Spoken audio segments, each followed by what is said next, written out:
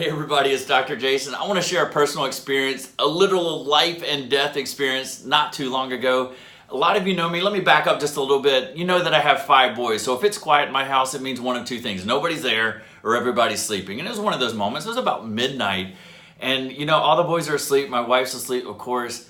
And I thought I heard some footsteps out in the hallway, and I was like, oh, that's a little weird. So I went out and checked, and of course all the boys are in their bed, but you know what? No big deal. But the radar got turned up a little bit in that moment.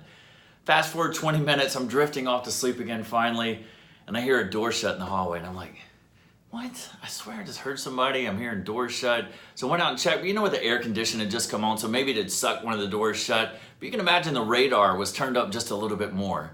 So fast forward again, 15 more minutes, then I heard the glass break downstairs. And you can imagine where my brain went, where my nervous system went, where my body went. I literally went into full beast, dad protective mode. I painted half my face blue like Braveheart, charged down the stairs, screaming freedom. I'm ready to fight what is apparently an axe-wielding serial killer coming to hack up my family. My body was ready for that challenge. And I was actually, in retrospect, I'm kind of proud of myself that I didn't whip out in that situation. So I get downstairs, ready to just wage war on this arch nemesis of my family's existence. And it was my dog. My dog had pulled a plate, an empty plate, a clean plate, on the counter, just pulled it off and shattered. Her look of guilt answered every question that could have been imagined in that circumstances. It wasn't an axe-wielding serial killer. It wasn't a bad guy. It was just a circumstance that radically shifted my neurology. Now, so obviously I go back to bed, but I didn't go to bed. I didn't go to sleep for a couple of hours. My heart rate changed, my muscles changed, my hormones were surging, the hair on my neck was standing up. I was ready to wage war, and I could not turn that switch off for a long, long time, at least that night.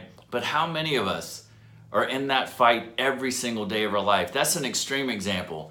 But how many of it, and again, my example was completely imagined, and it was just a moment.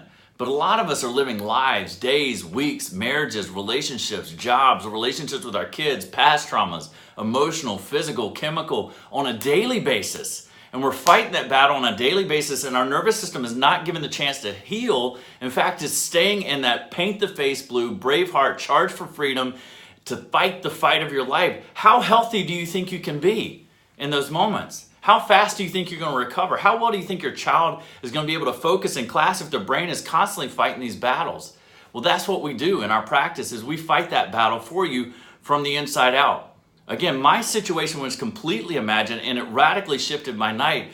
But we are looking at real situations that kids are facing, that babies are facing, that moms are facing, and parents are facing all across this county, all across this country on a daily basis. And we have to find a way to adapt to that stress, other than just wishful thinking and affirmations and patting ourselves on the back and saying, night, night, we're going to get better tomorrow. Again, these things are very real, and they have a real impact on our physiology. My imagined experience changed the very physical aspects of me. So your emotional stress, your physical stress, your past traumas can still haunt you to this day. What a chiropractic adjustment does is it very gently, specifically removes these irritations so that your brain can go back into healing mode, so that it can take off the face pains, it can put down the weapons, and it can put down the mindset that you're in the fight for your life, because we are in the fight for our life. But we don't need to be fighting it so physically all the time. We don't need to be fighting it so neurologically all the time. We need a nervous system that can chill, that can heal and adapt, so not only that we can sleep better, but we can be better from the inside out.